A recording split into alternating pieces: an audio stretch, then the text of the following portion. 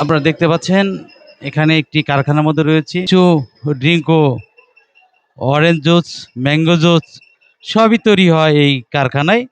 কিন্তু এটি কিন্তু একটি ভেজাল কারখানা। এখানে র্যাব এবং উপজেলা প্রশাসন তারা অভিযান শুরু করছে, সেগুলো আপনাদের দেখাতে চেষ্টা করব। দেখতে পাচ্ছেন এই মেশিনারিজ, সেই মেশিনে কিন্তু এখানে এই প্রোডাক্টগুলো তৈরি হয়।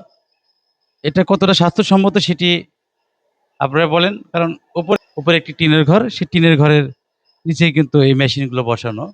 দেখে উপায় নেই যেখানে এই ভেজাল জুসের কারখানা, শিশুর খাদ্য যেখানে তৈরি করা হয়।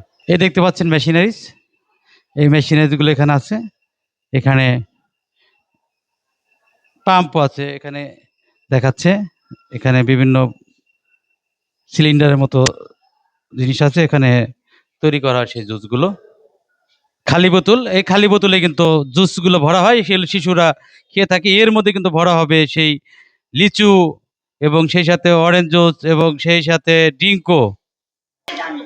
দেখতে পাচ্ছেন এই জুসগুলো সব নিয়ে যাওয়া হচ্ছে। এখানে শিশুরা নিয়ে যাচ্ছে তো এগুলো ধ্বংস করার জন্য এই জুসগুলো নিয়ে যাওয়া হচ্ছে। এই বাচ্চারা এখানে হেল্প করতেছে, এই এলাকার যারা বাচ্চার শিশুরা তারা দেখতে পাচ্ছেন।